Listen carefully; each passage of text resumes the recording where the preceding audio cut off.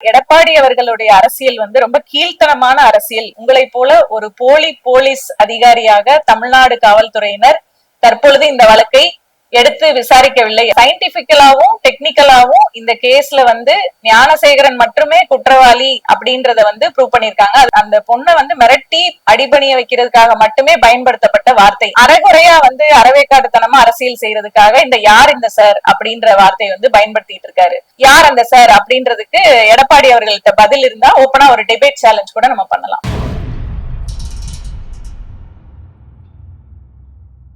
மைச்சனை 360 தோழர்களுக்கு வணக்கம். இன்று நம்மளோட திமுக வழக்கறிஞர் தோழர் ஜெயபிரபா அவர்கள் இருக்காங்க. அவங்க கிட்ட சமகால நிகழ்வு பற்றி கேட்டுக்கலாம். தொடரும். வணக்கம்.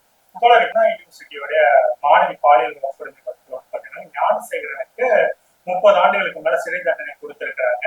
ஆனாலும் இதுல வந்து பாத்தீங்கன்னா திமுகவை சேர்ந்த முக்கியமான அந்த சார் அவர் வந்து மறைச்சிட்டாங்க. அந்த சார் வந்துட்டு யாருன்னு தெரியல.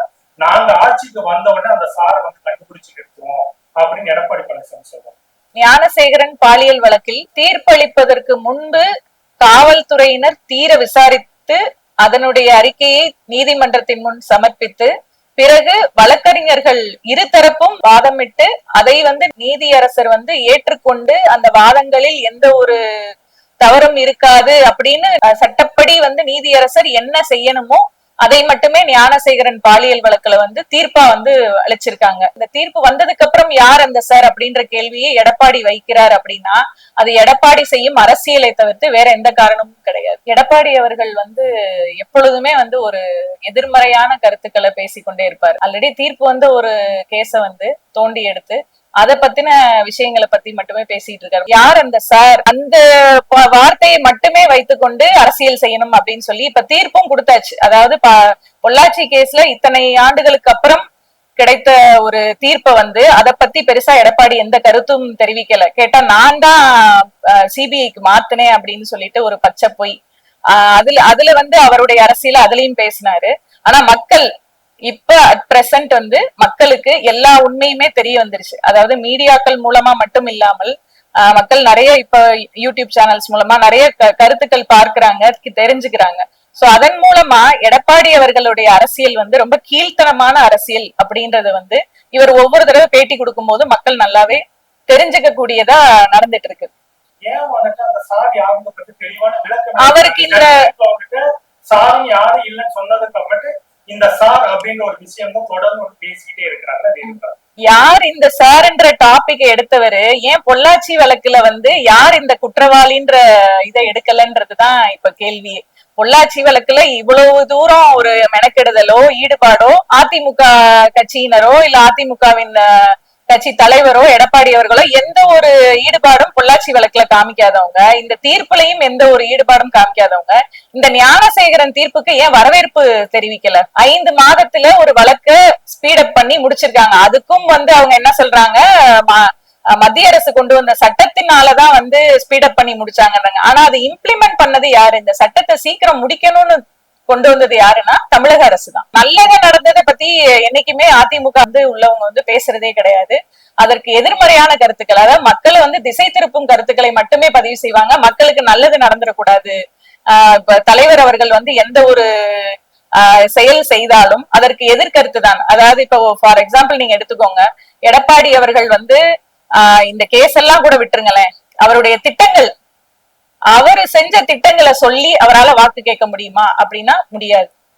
இப்ப தமிழக மக்கள் கிட்ட நீங்க ரொம்ப சாமானியர்கிட்ட கூட போய் இப்போ ஆட்சி செஞ்சுக்கிட்டு இருக்க நமது தமிழக முதல்வர் அவர்களுடைய ஆட்சி எப்படி இருக்கு, அவங்க என்னென்ன திட்டங்கள் கொண்டு வந்தானா அப்படின்னு கேட்கும் பொழுது எப்படி கொண்டு வந்தாங்க, என்னென்ன திட்டங்கள் இப்ப போயிட்டு இருக்குன்னு கேட்டோம்னா ஒரு 5 திட்டமாவது மனசுல இருக்கும். அதுதான் எடப்பாடியார் அவர்கள் ஆட்சி செஞ்சதுக்கும் இப்ப நமது தமிழக முதல்வர் திரு மு.க. ஸ்டாலின் அவர்கள் ஆட்சி செய்ததுக்கும் மிகப்பெரிய வித்தியாசம். மக்கள் இந்த ஆட்சியை கொண்டாடுகிறாங்க, முக்கியமா பெண்கள் கொண்டாடுகிறாங்க அப்படின்றதுல இப்போ இந்த சூழ்நிலைக்கு ஏற்றபடி பேசணும்னா இந்த ஞானசேகரன் வழக்கு தீர்ப்பு வந்ததுக்கு அப்புறம் பெண்களுக்கு தமிழகத்தில் முழு பாதுகாப்பு இருக்கு அப்படின்றதுல எந்த ஒரு மாற்று கருத்தும் இல்ல.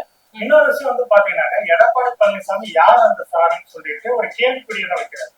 ஆனா இன்னைக்கு அண்ணாமலை வெளியிட்ட வீடியோல நேரடியா அமைச்சர் மா சுப்பிரமணியம் அவர்கள் இந்த வழக்குகளை விசாரிச்சாகணும், அவரை விசாரிக்காம தீர்ப்பு கொடுத்தது சரியில்லை அப்படின்ற மாதிரிலாம் வீடியோ வெளியிட்டு பேட்டி கொடுத்திருக்காரு. எடப்பாடி அவர்கள் எதிர்க்கட்சியின் தலைவராக யார் அந்த சார் அப்படின்ற கேள்வியை வந்து நானும் அரசியல் செய்கிறேன், அரசியல் நோக்கத்துக்காக இந்த கேள்வியை வைத்திருக்கிறார். தற்பொழுது அண்ணாமலை அவர்கள் எந்த ஒரு பதவியிலும் இல்ல. பிஜேபி முன்னாள் மாநில தலைவரா செயல்பட்டு இருந்தாரு. இப்ப எந்த ஒரு பதவியிலும் இல்ல. நானும் இருக்கேன் அப்படின்றத வந்து பதிவு பண்றதுக்காக இப்படி பேட்டிகளை வந்து கொடுத்துட்டு இருக்காருன்னு நான் நினைக்கிறேன்.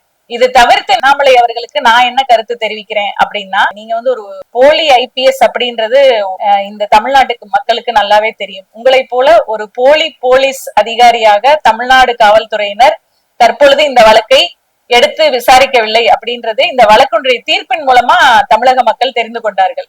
சோ அண்ணாமலை வந்து நான் இருக்கேன் அப்படின்றத காமிக்கிறதுக்காக தான் இந்த பேட்டியை கொடுத்திருக்கானுமே தவிர்த்து பெரிய கருத்து அவரை பத்தி சொல்றதுக்கு ஒண்ணும் இல்ல. இல்ல, கடந்த சட்டமன்ற தேர்தல் 2021 சட்டமன்ற தேர்தல் அதிமுக ஆட்சி வந்து கவிழ்றதுக்கு முக்கியமா பல காரணங்கள், முக்கிய பிரதான காரணம் பொள்ளாச்சி வழக்கு.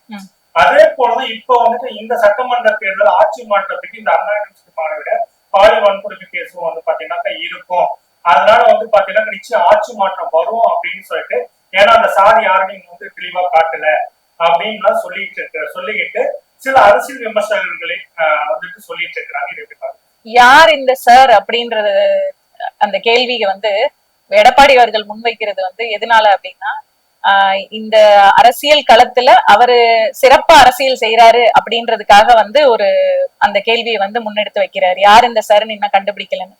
இந்த கேஸ்ல வந்து தீர்ப்புலயே என்ன குறிப்பிட்டிருக்காங்கன்னா, சயின்டிபிக்கலாவும் டெக்னிக்கலாவும் இந்த கேஸ்ல வந்து ஞானசேகரன் மட்டுமே குற்றவாளி அப்படின்றத வந்து ப்ரூவ் பண்ணிருக்காங்க. அதுக்கு ஒரு ஆதாரம் என்ன இருக்கு அப்படின்னா, அந்த தீர்ப்புல வந்து இவர் அவரோட மொபைல் போனை பிளைட் மோட்ல பர்டிகுலரா அந்த பொண்ணை மிரட்டின நேரத்துல காதுல சும்மா வச்சு பேசியிருக்காரு. சார்கிட்ட சொல்லிட்டேன், சார்கிட்ட பேசிட்டேன் அப்படின்றத அந்த பொண்ணை வந்து மிரட்டி அடிபணிய வைக்கிறதுக்காக மட்டுமே பயன்படுத்தப்பட்ட வார்த்தை. அததான் எஃப்ஐஆர்ல குறிப்பிட்டிருக்காங்களே தவிர்த்து, எடப்பாடி அவர்கள் மறுபடியும் என்ன நடந்ததுன்றத தீர்ப்பின் மூலமா முழுசா தெரிஞ்சுக்காம அரைகுறையா வந்து அறவேக்காட்டுத்தனமா அரசியல் செய்யறதுக்காக இந்த யார் இந்த சார் அப்படின்ற வார்த்தையை வந்து பயன்படுத்திட்டு இருக்காரு. உண்மையிலேயே அவருக்கு வந்து அரசியல் பண்ணணும் அப்படின்னு அவர் முடிவெடுத்திருந்தாருன்னா, பொள்ளாச்சி வழக்குல வந்து இன்னும் எத்தனையோ பல சார்கள் மறைக்கப்பட்டிருக்காங்கன்றது எடப்பாடி அவர்களுக்கு அவருடைய ஆட்சியினப்ப அவர் எஃப்ஐஆர் போட்டு எல்லாம் பண்ணப்பவே அவருக்கு இன்னும் பல சார்கள் மறைக்கப்பட்டிருக்காருன்றது அவருக்கு தெரிஞ்சிருக்கும். அந்த சார்கள் யார் யாரு அப்படின்னு வேணா நம்ம மேற்கொண்டு வேணா நம்ம எடுக்கலாம். இன்னும் குற்றவாளி பட்டியல்களை வந்து விரிவுபடுத்தலாம் பொள்ளாச்சி வழக்குல. ஆனா இந்த வழக்குல நீதிமன்றம் சரியான முறையில் விசாரிச்சு தீர்ப்பளிச்சிருக்காங்க அப்படின்றதுதான் உண்மை. மேற்படி எடப்பாடி அவர்கள் யார் அந்த சார்னு உண்மையிலே கண்டுபிடிக்கணும்னு நினைச்சா மேல்முறையீடு செய்யலாம். நீதிமன்றத்தின் மூலமா அப்பீல் போய் தாராளமா நீங்க வந்து அந்த யார் அந்த சார் அப்படின்றத கண்டுபிடிக்கலாம். இல்லையா யார் அந்த சார் அப்படின்றதுக்கு எடப்பாடி அவர்கள்ட்ட பதில் இருந்தா ஓப்பனா ஒரு டிபேட் சேலஞ்ச் கூட நம்ம பண்ணலாம். எடப்பாடி அவர்களுக்கு யார் அந்த சார் அப்படின்ற கேள்விகள் இன்னும் இருக்கு, சந்தேகம் இருக்கு அப்படின்ற பட்சத்துல அவர் கோர்ட் மூலமா ஒரு மேல்முறையீடு பண்ணி கண்டிப்பான முறையில அதுக்குரிய விடையை வந்து பெற்றுக்கலாம் அப்படின்றது ஒரு ஆப்ஷன் இருக்கு. முழுமையா காவல்துறையினரும் நீதிமன்றமும் முழுசா இந்த கேஸ்ல முழுமையா தீர விசாரிச்சுதான் இந்த தீர்ப்பு வழங்கியிருக்காங்க அப்படின்றதுதான் உண்மை. இடதுசாரிகளை பேசுவதற்கு இவ்வளவுண்டுல செருப்பு ஒட்டி இருக்கிற தூசி அளவு கூட சமானம் இல்லை இந்த சங்கி கும்பல். குறிப்பா சாட்டை துரைமுருகனும் அவங்க அண்ணே சில்ற சீமானும் தகுதியற்றவர்கள். மரியாதையா இருந்தா தப்பிச்சுக்குவானுங்க, இல்லைன்னா திருவாரூர் மெத்தேடு தான் வரும். திருவாரூர் மெத்தேடு என்னடானா விளக்கமா எடுத்துட்டு போய் வீட்டுல சாத்துறது.